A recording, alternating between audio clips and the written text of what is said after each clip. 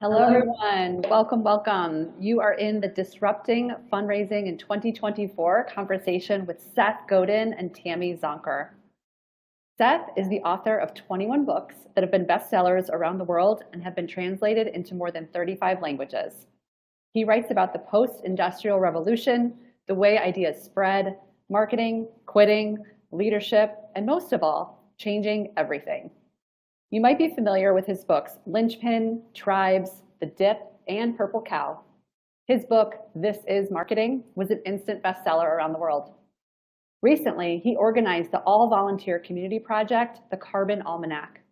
In mid-2023, he wrote The Song of Significance, which is already a bestseller. In addition to his writing and speaking, Seth has founded several companies, including Yoyodyne and Squidoo. His blog, which you can find by simply typing Seth into Google, is one of the most popular in the world. His podcast is in the top 1% of all podcasts worldwide. In 2018, he was inducted into the Marketing Hall of Fame. More than 40,000 people have taken the powerful Akimbo workshops he founded, including the Alt MBA and the Marketing Seminar. Joining Seth is our Transform 24 co-founder, Tammy Zonker. She's an inspiring keynote speaker, a fundraising strategist, and an AFP master trainer. She's the CEO of Fundraising Transformed and host of the Intentional Fundraiser podcast. Over the past 25 plus years, she has coached, trained, and led nonprofit teams to raise well over $500 million, including a single gift of $27.1 million. Seth and Tammy, let's let the conversation begin. What a treat. I am so nervous to be in your presence, Tammy. You have so much wisdom to share. Well, I assure you, the feeling is mutual. And notice my bio was much shorter than your bio. Your bio had $500 million in it. I'm giving points for that. Amazing. Well, thank you. Thank you. I have been looking forward to this conversation for weeks and weeks. And I want to thank you. Thanks for joining us and sharing your insights and your wisdom, especially on this important topic about disrupting fundraising in 2024. So shall we jump in? Let's go, rock and roll. All right. So I Googled or looked up the definition of disruption, and I found two descriptions that I think provide a great context for our conversation this morning. So the first definition was a disturbance or problem that interrupts an event, an activity, or a process.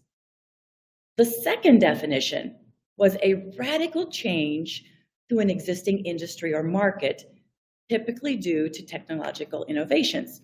Now, I feel like, that first definition, a disturbance or problem, really leans more to the negative.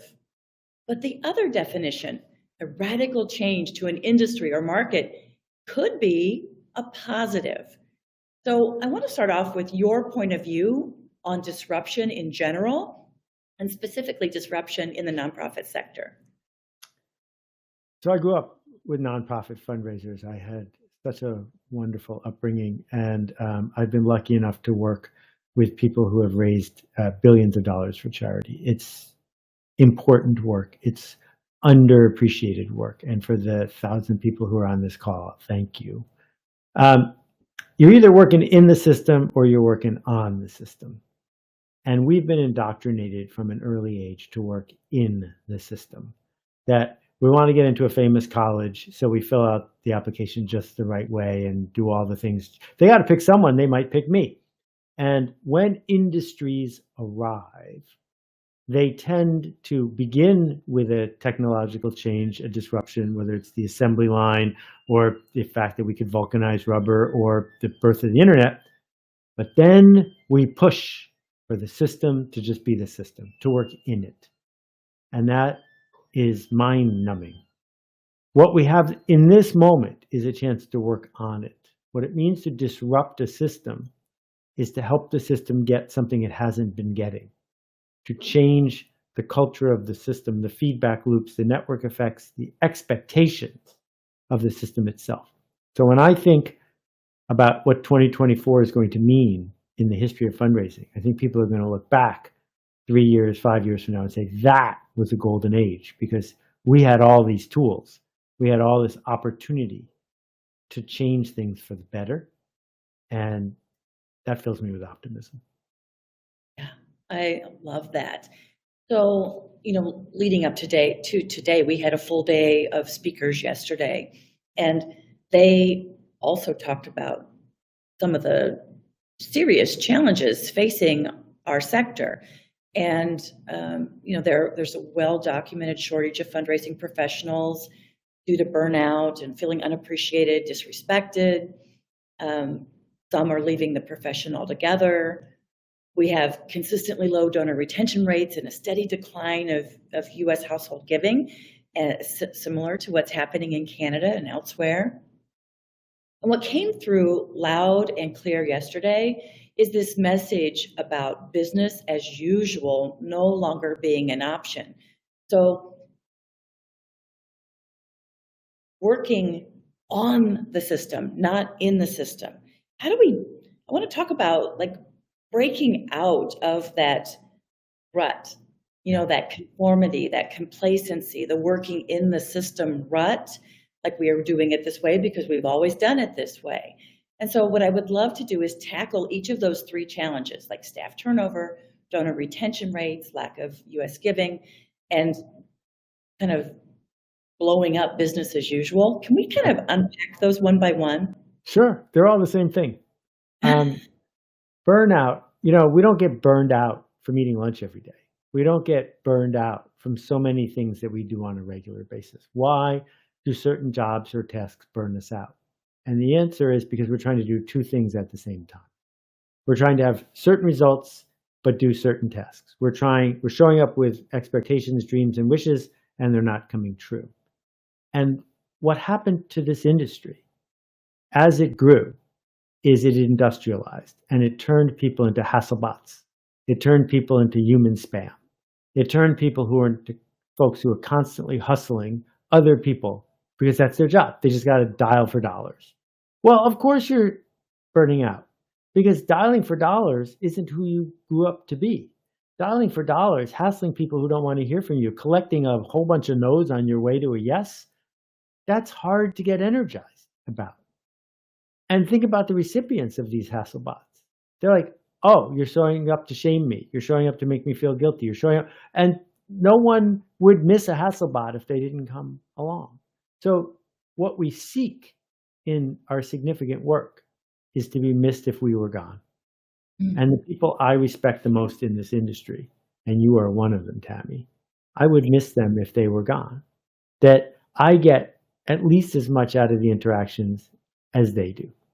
And so the reason that donations are down is because the industry, not the people who are listening here, but the industry has been treating humans like replaceable cash registers. We need some more money, make some more phone calls. And that isn't how marketing actually works. That in the old days, marketing was advertising. You advertised enough times, you would make enough money to buy more ads. But as soon as we made email free, as soon as YouTube made videos for free, as soon as you could call somebody on the phone for free, the model shifted to how do we get the word out? Getting the word out is the wrong question. The right question is, what's in it for them? Do I have permission? Can I deliver anticipated, personal, and relevant messages to the people who actually want to get them? And that is a totally different way of showing up at work. Yeah, I mean, it's amazing. We've had conversations, we're beginning to wake up to conversations about valuing relationships over revenue and shifting a culture. I mean, as, hustlebots, I love that phrase. As hustlebots, we all are goal-oriented.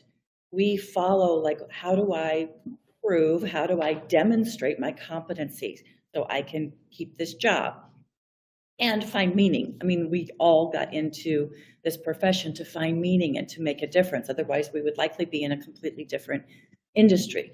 So how, beyond the good feelings, do we incentivize this more people-centered culture, create more meaning, and make it very apparent for our communities of supporters and volunteers and collaborators, that there is something in it for them? How do we incentivize the right performance? Right. Well, it's not a trade-off. Like you started by saying, exchange revenue for relationships. No, it's exchange convenience for relationships. So I'm a longtime member of various libraries, and I got this email from the head of fundraising at a library system that you've heard of. And the subject line is, your library card is in jeopardy or something like that. And the whole thing is formatted like an official notice from the library. And as I read it more clearly, it becomes clear it has nothing to do with my library card. It has nothing to do with my exact relationship with the library. It's a thinly disguised way to raise money for something else. And could I please send them $29? And some consultant told this person, this would be a good way to send an email to 100,000 people. And if 1,000 of them, blah, blah, blah. And you're just churning and churning and churning. Because you're treating everyone like everyone, as opposed to like they are an individual, like they are someone. It was much more inconvenient for that person to treat different people differently. But if they had treated different people differently, they could have shown up and maybe gotten one of those $20 million gifts, because someone gives $20 million only when it's worth $30 million to them to do so. That all fundraising is essentially offering people a bargain. It will make you feel better than it costs to contribute to this. And so scale is part of the problem. The goal is not how many more people can I reach. It's if the only people I could ever reach are the people I have, and if the only way the word could ever get out is for those people to tell their friends, then what would I build? How do I create the conditions for people to want to engage? What's in it for them? What do they want? Because they don't want what you want. They don't see what you see. They don't believe what you believe. But if we bring practical empathy to the table, we can be of service. And that's why you got into nonprofits in the first place. Yeah, love that.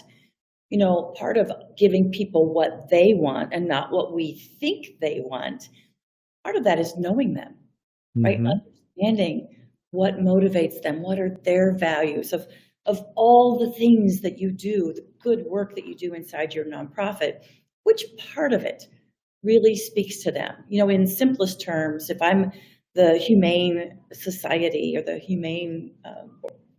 Animal Humane Society organization, am I a cat person? Am I a dog person? Is it cruelty that inspires me? Is it, the fact that animals mean something in my life, and I love the adoptions. I love those animals finding forever homes. So let's talk a little bit about how do we begin to understand our supporters more deeply, and how can innovation and technology help us scale that? Because again, it's about quality relationships, not the massive relationships where I really don't know people. And yet we need to find more quality relationships and develop those. What do you see in terms of the innovations and how we can do a better job of being personal and understanding our supporters? So Murray, the Wonder Pup, 6 weeks in my family, is sitting right over there. And Murray came from the Briarcliff SPCA.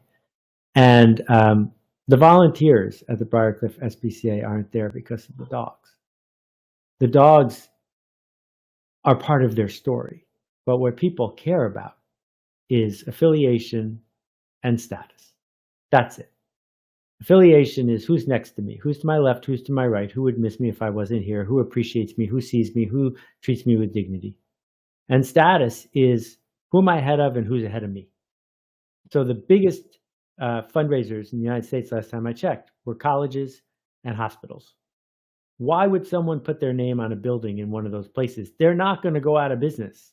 No famous college has ever gone out of business, right? They put their name on the wall because their status goes up, because it makes them feel differently at the reunion, right? That the volunteers at the Briarcliff SPCA aren't there because of Murray, because Murray's not there anymore. They're there because when they walk into that building, they feel at home, because they feel like they're honoring their parents, because they feel something inside of them. And the same thing is true for whoever put up the millions of dollars it took to build that building, or for the people who contribute a little bit every month, right? It's not about the work you do, it's about the work you do. And the work you do is the story of all of it.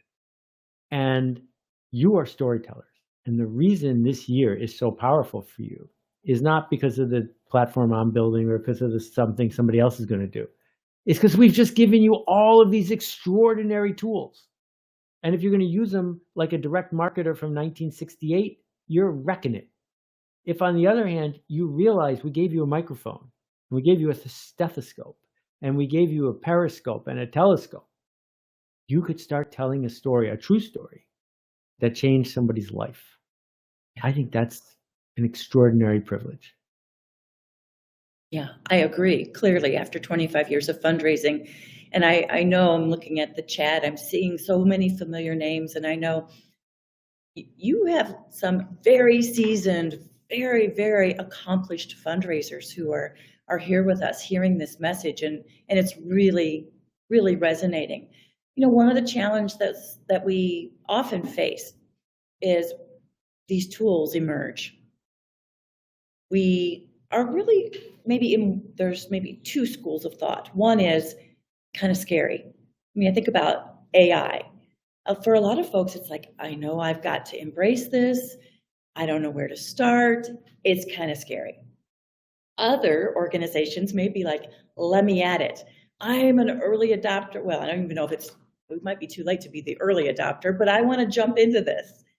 And I need to justify an investment, right? And I feel like so many organizations, everyone wants to be first, to be second or third or fourth or fifth. What do you say to those on the call who resonate in one of those two places or somewhere in between? Yeah, so I have to do a 1-minute riff about what nonprofits are for, and then I would love to dive into that.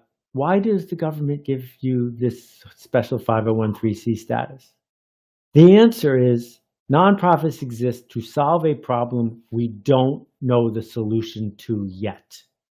That what you are is a scientist on the frontier. That you are signing up to solve a useful problem, and what that means is being willing to fail on the journey to solving it. And so the whole idea of a conservative, backward-looking nonprofit makes no sense to me, because what we need is, where is that innovation going to come from? And it doesn't have to take the form of tech, but it does have to take the form of change. So I don't know if Trent can give me the full screen for a minute, but if he can, I brought a slide along. Let's see if does that come through? Let me go back and see it. It did. Okay, so this is backwards, but you could like look at it in a mirror. This is Roger's product adoption life cycle. And what it shows is that the population, every population, tends to be divided in a bell curve. And the center, the big blue and green area, those are the masses. That's 68% of the population. Those people want things to be like they were yesterday. They want to do what other people are doing. The gray part are the laggards. They're still having a 12 flashing on their VCR. They want nothing to change ever. But that other group, the group that's called innovators and early adopters, those people like going first. And what we need to do is bring the right thing to the right people for the right reason. And if you're saying, hey, everybody, you can come back to me. Hey, everybody, this is new. Some people are like, great. And other people are like, I'm running away from that. You need to choose which story you're telling to which people.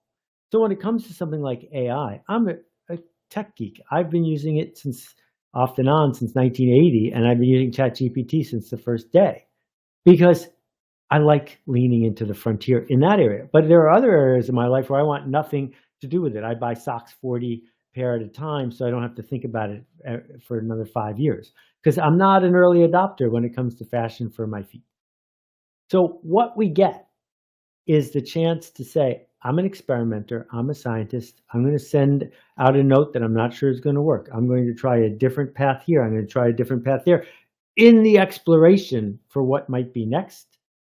And I'm going to bring the right story to the right people at the right time. Yeah, and that is so important.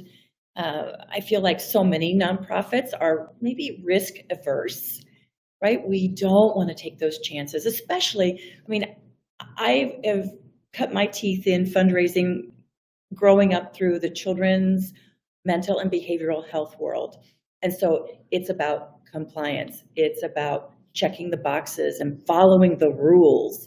And yes, that is so necessary on the clinical side.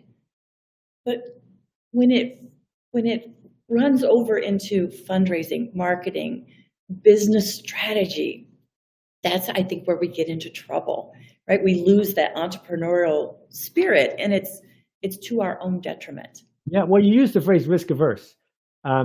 That's not really the phrase we should be using. So I think we should use feels risky averse. So you may have heard of a magazine called Reader's Digest. Reader's Digest used to be the most important, successful, profitable magazine in the history of the world. Nobody on this call gets Reader's Digest anymore.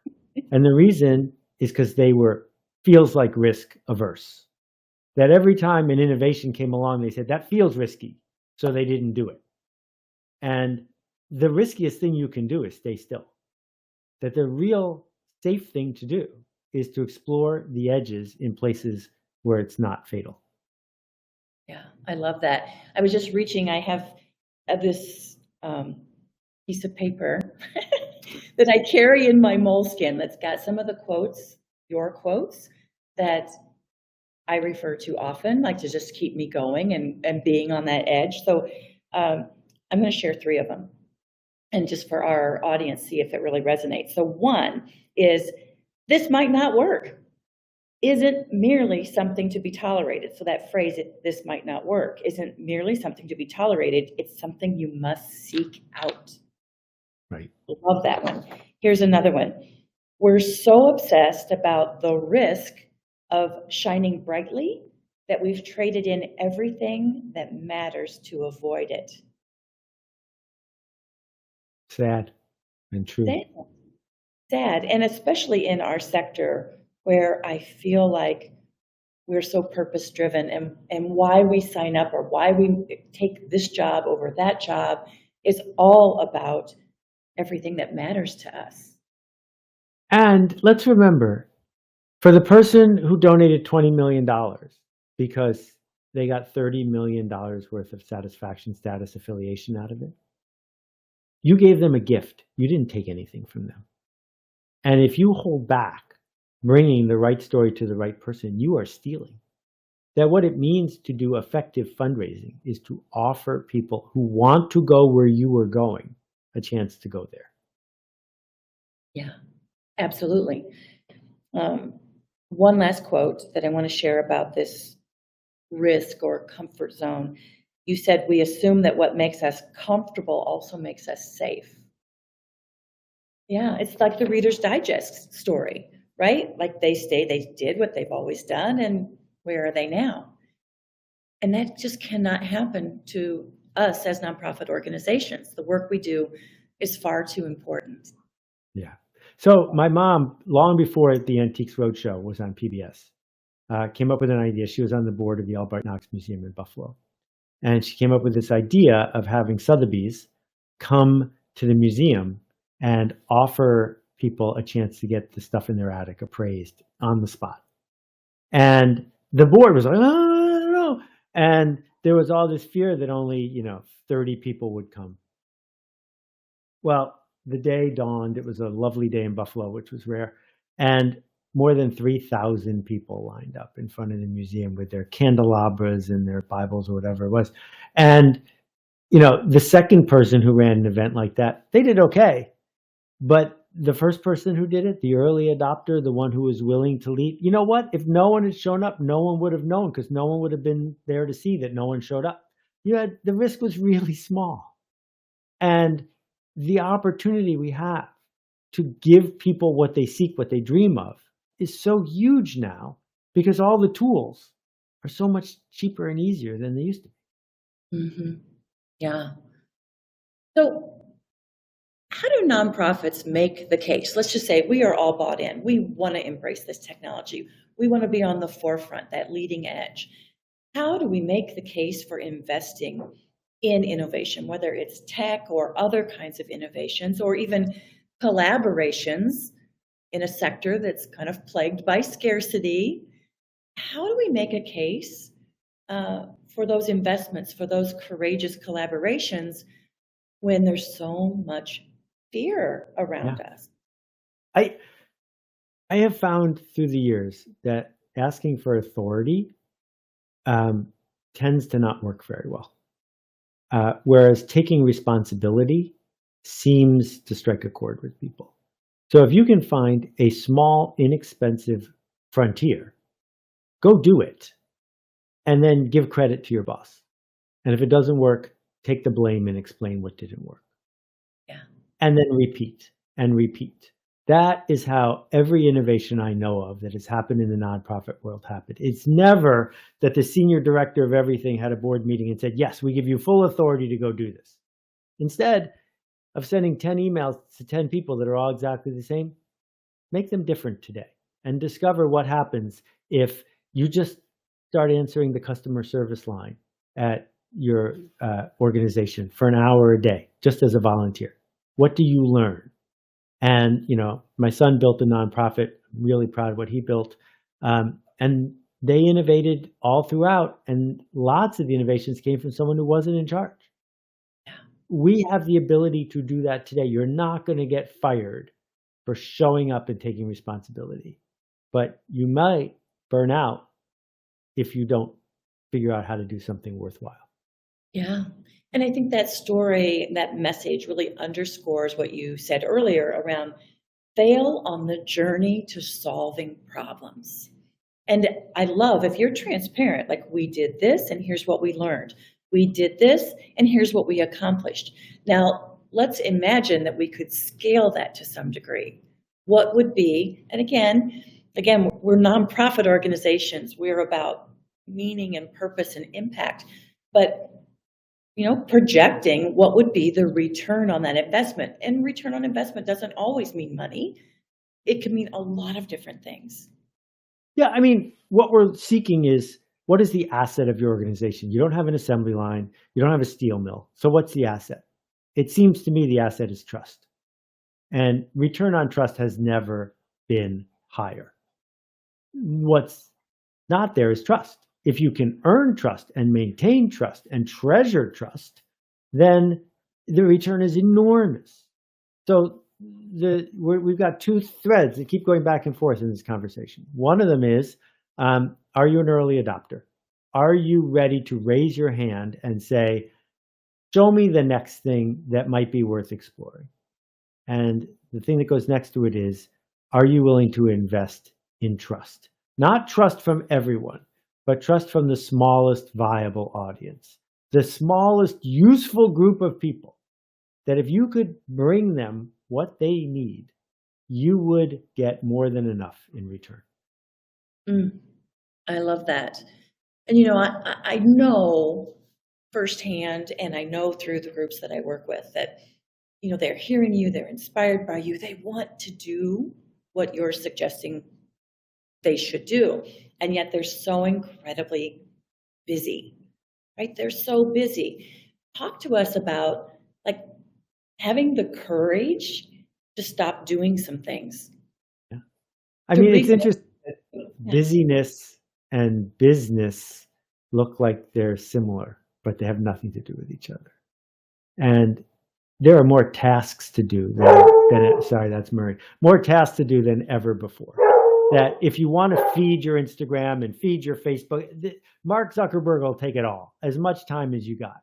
And what we get the chance to do is to figure out what the false proxies are, the things that are easy to measure, and to intentionally declare bankruptcy on those. I'm sorry, we don't do that. For example, Google doesn't have a customer service phone number. You can't call them. If you don't want to use Google, we get it, but we're focusing on something else.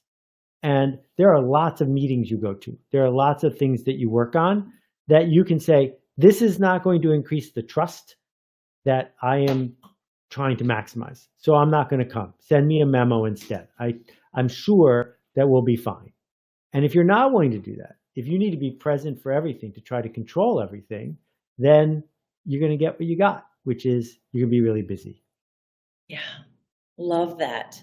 And that is a courageous, bold move. But the return on that, right? The impact of that could be just incredible. You know, I want to talk a little bit about your latest book, The Song of Significance, the manifesto for teams, because I think a lot of this conversation goes back to, as you said, trust, about having courageous conversations, about talking about, like you mentioned, control. Like, how can we leverage our teams in ways that bring meaning to them, that have them in alignment with your book, that have them say, this is the best job I've ever had, versus feeling unappreciated, feeling like their work doesn't matter, and feeling like they maybe aren't trusted. Talk a little bit about that. So I just put in the chat a link to a summary of the book. But the essence of it is this. I'm not arguing that we should try to get less from work or less with our employees. What I'm arguing is that instead of criticizing the worker, we should criticize the work. We should embrace the fact that turnover is a good thing. If you don't want to get on this bus, don't get on the bus. In fact, over there, you'll be even happier. That we can lean into this idea that sooner or later, it's all voluntary. You're getting paid to be here, but you could get paid to be somewhere else instead. What are things like around here? How do we build an institution that isn't a factory without a machine, but is actually a collection of people who are signing up to make a change happen, a change in others and a change in themselves? And I learned so much from working on the Carbon Almanac. I was lucky enough to be with 1,900 other people in 90 countries, all volunteers, including me. I worked on it full time for a year and a half. The people who came were there because they wanted to be. And because we were managed without a manager, organized without somebody who's in charge of organizing it, we were able to create a 97,000 word edited, fact-checked, illustrated, footnoted book in 5 months. Because if you get out of your own way, you can make a difference happen.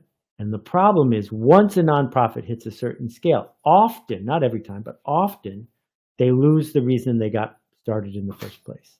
And instead they say, how do we keep this thing going? We need people here. That's our job. Hire them and keep them.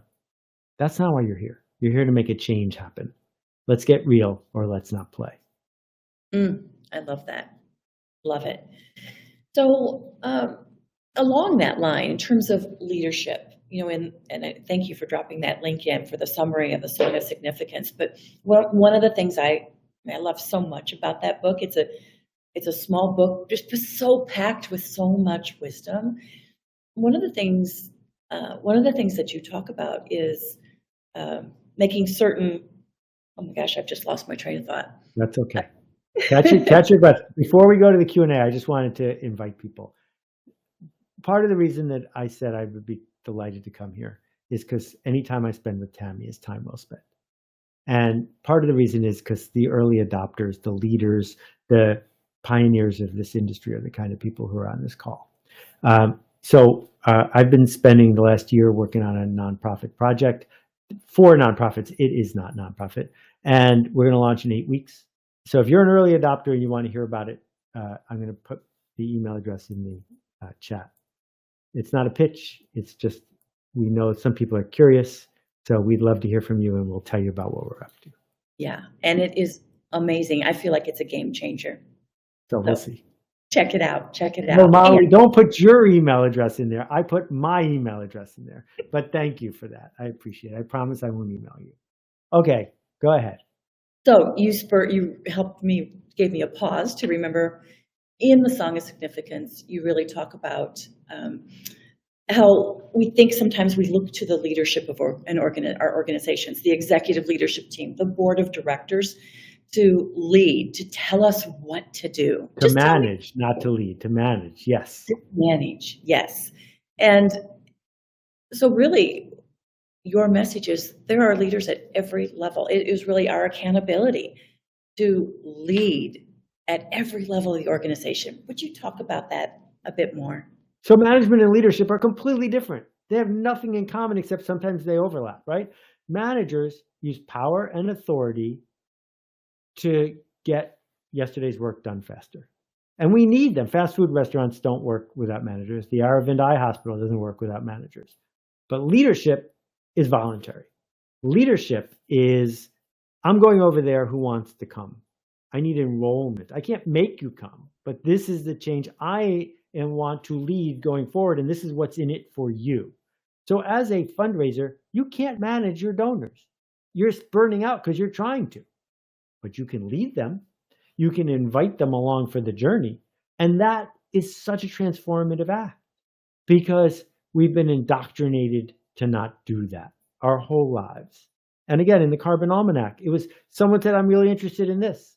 And I said, well, you should go lead that. And they're like, wait, what? And other people said, I want to be in charge of this. I said, no one's in charge of anything.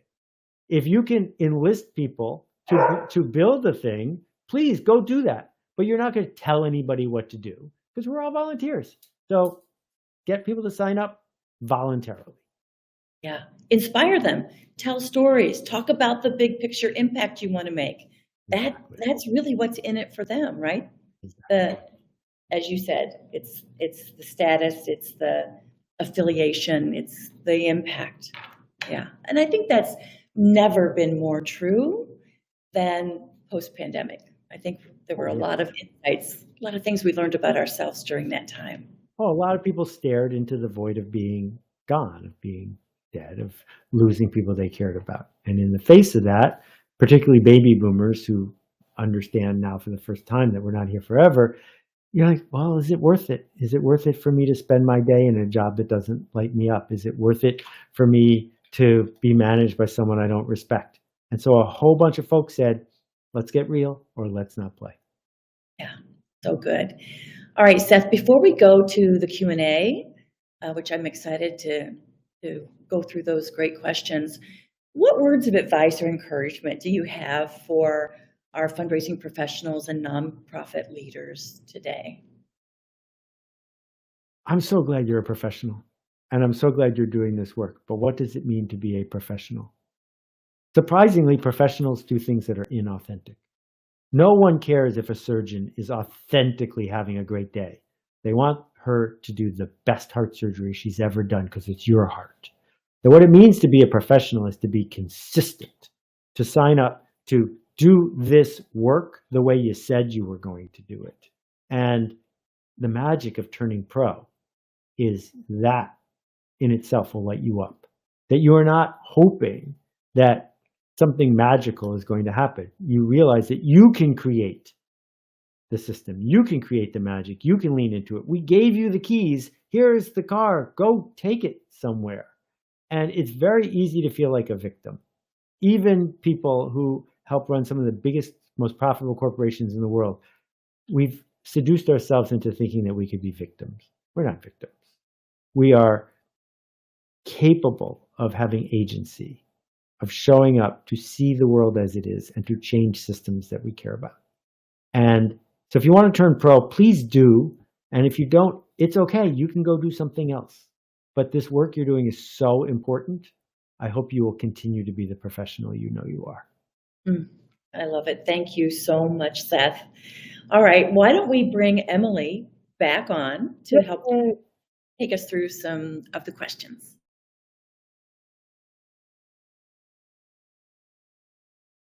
Well, thank you, Seth. Again, beyond insightful, and clearly you're keeping your eye on the chat and seeing comments roll in. So I had to take a minute and pull myself out of learning as well. Let me make the most use of your time. Let me go with the first one here. How can the fundraising team accelerate innovation and growth if the rest of the organization is solidly doing what is always being done? Right. So the fundraising for the March of Dimes or a children's hospital or a soccer club has very little to do at some point with soccer or preventing birth defects. It's about engaging with donors in a way that makes them feel like they're being seen. So my dad was the volunteer head of the United Way when I was growing up in Buffalo. And he figured out that if you did the math, there was a group of people who hadn't been addressed.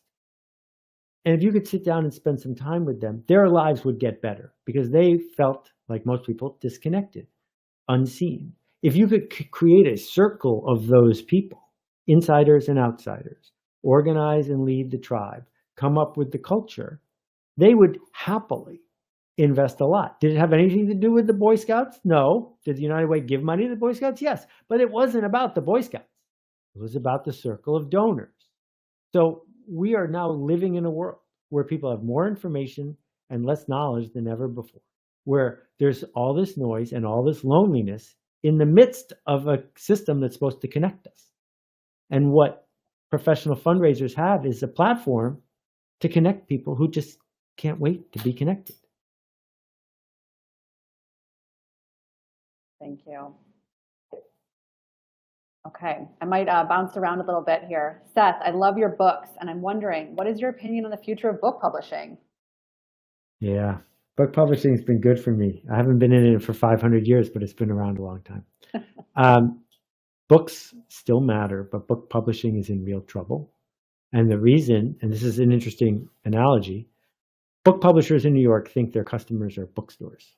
That's why there's no phone number on the back of a book, because they don't want you to call them. They make things and sell things to bookstores. And the problem, as you know, is bookstores are going away.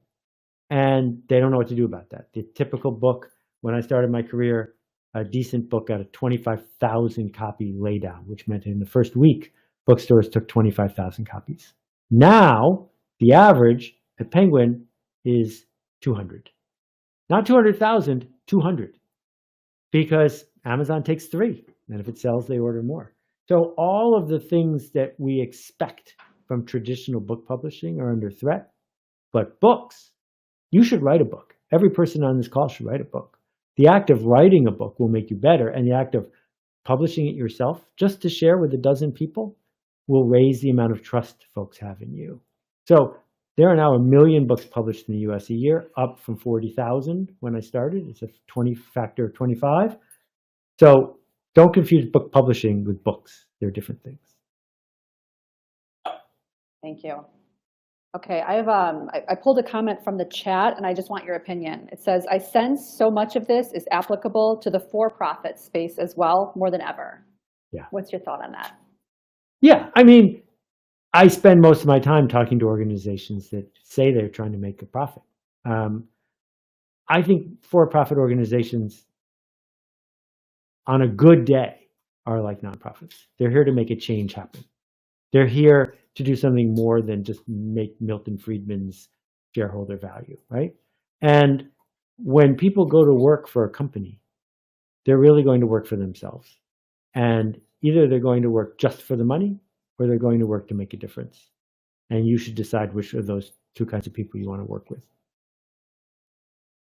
Thank you, Seth. Again, please feel free to put questions in the Q&A box, everyone. This is your opportunity with Seth Godin himself. Okay, here, question about gatekeepers. Some major donors are nearly inaccessible behind gatekeepers. Any tips for getting past gatekeepers who may not share the same values of the people they gatekeep? Well, why do people have gatekeepers? They have gatekeepers because hustlebots have been bothering them all day, and they had to erect a fence to keep you out. But those people with gatekeepers are doing something all day. What are they doing? They're not spending time with people who are trying to get past the gatekeepers. They're spending time with people they want to spend time with. How did they find out about those people? Because their peers told them. And so we have this idea that ideas that spread win. So when I did this book, which some of you have read, the first edition came out in a milk carton because I had to publish it myself because my book publisher had kicked me out of the industry. A long story. And only 5,000 people got a copy of that milk carton. That's all. But I wrote a book and I packaged a book in a way that those people would have an incentive to tell the other people. And that's how the word spreads. You've heard of TED Talks. You didn't hear of TED Talks because Chris Anderson came to your house and got past the gatekeeper and bothered you during dinner. You heard about TED Talks because someone's status or affiliation went up if they told you. And we see this all the time. It works in nonprofit fundraising as well. Trying to get past a professional whose job is to keep you out is not a good way to spend your days. Thank you. Okay, I'm going to try to read this one clearly. What is your opinion on the new perspective percolating for people to treat giving to nonprofits as a necessity for our world instead of something nice to do? It says this would help us be able to take more risks similar to a for-profit company without getting reprimanded. Nonprofits carry a burden that for-profit companies do not when it comes to experimenting. Okay, so there's two parts to this question. The first part is the second part. The second part is pick your donors, pick your future. If you are picking donors who are signing up to give safe money to a safe institution that makes no shifts in what it does, well, then that's what you're going to get. I regularly participate in nonprofits that say, we're not exactly sure how to solve this problem. We're looking for the kind of donor that wants to take worthwhile risks. If you get donors like that, now you're on the hook to take worthwhile risks. Pick your donors, pick your future. And it's not that people are a cash register. It's that they are constituents in what you're trying to do. The first part, be careful what you ask for. Because if we make it that we're donating to charity because it is nothing but a moral obligation, because it's the only way to heal the world, then we're going to make a priority list of which ones heal the world the most. And unless you're working on river blindness, you're going to lose. Because dollar for dollar, river blindness has a bigger impact on human satisfaction, joy, and non-suffering than any other cause I know of. Because you can keep someone from going blind for the rest of their life for $2. The thing is, professionals don't seek that. Professionals are saying there's a system in our culture of how people think about their contribution. My job is to tell a story to those people so they feel connected, so they can find dignity and meaning and status. And if we can change that to let's all pay taxes and then let's use the taxes to solve every important problem in the world, sign me up. I'm in favor of that. But until that happens, this is what we got. Thank you. Yes, you made a point about how it makes no sense to you for a nonprofit to look backwards because nonprofits are solving problems that have not had solutions to them. Seth, obviously you're a fan of early adopters and being scrappy and taking risks. So I see a question about any advice for small nonprofits. I'm a one-person shop with one volunteer. Any advice? I love this.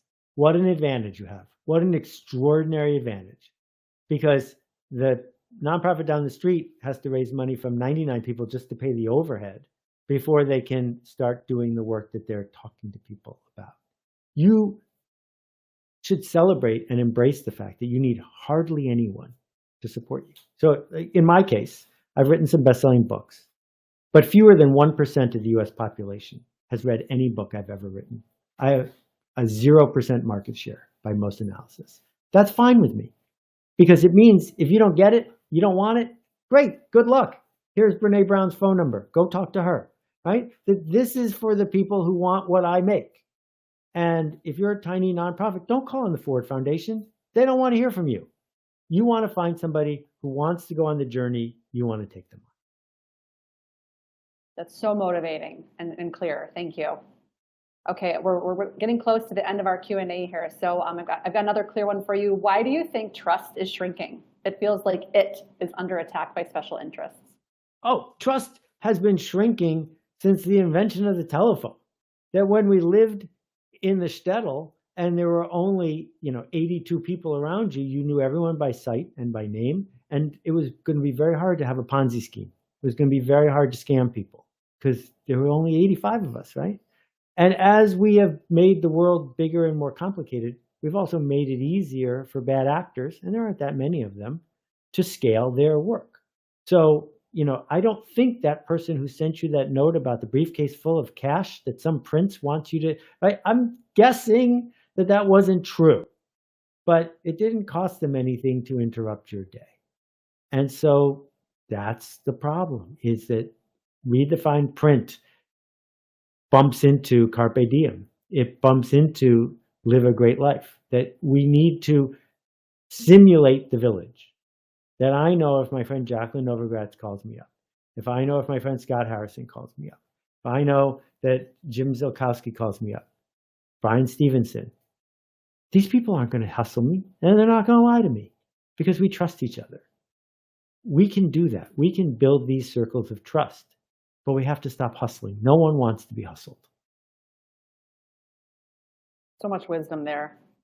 Thank you, Seth. Again, as we wrap up our Q&A, any last questions, please feel free to put them in the Q&A box. Seth, another question was just for those that want to go through your endless books, is there any place that you would recommend someone starts? Maybe a book that hits the marks for everything you've talked about. That'd be really great if you have one. Well, ask Jenny Marsh, because she's an expert. I wrote This is Marketing to capture everything I knew about marketing so that there would all be in one place. And books are like kids. You don't have a favorite one, and I don't. But I will tell you that writing The Song of Significance made me cry on a regular basis. And if it's the last book I ever do, that'll be okay. Because it's about humanity, and there aren't a lot of marketing techniques in it. It's about where are we going to find meaning and how are we going to help other people find meaning. Thank you. Seth, with our last minute with you, anything else? Any other parting wisdom? I get inspired by you, by Tammy, by the people in the chat, by the folks who show up. You could be running an oil factory and you're not, right? You decided it was worth investing today, a day you do not get over, to do this. And the next time you look in the mirror, just say thank you from me and from all the people you are making a difference for.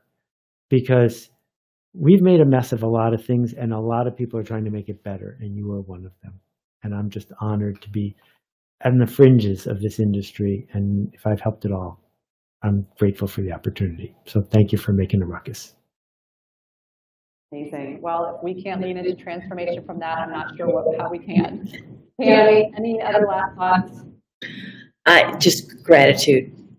Just gratitude. Thank you, Seth. What an honor to have you and for you to share your wisdom and your insights. And this might be a great segue to give away 3 copies of The Song of Significance. Yes. Well, we conclude our conversation here with Seth Godin and Tammy Zonker. I will do that. I'm going to go ahead and announce some winners of your book, and then we will have everyone head to the lobby. So again, what Seth talked about, The Song of Significance, a good place to start. Made you cry while reading it. I'm definitely going to read it a second time. So, all right, we have 3 winners. First winner, we have Barb Burns from Food for the Poor. Congratulations, Barb. You'll get a copy of this. Our second winner, we have Olga Woltman from the ALS Association. And our third copy of Seth's book, The Song of Significance, is going to Hope Marston of the Patrick Henry's Red Hill.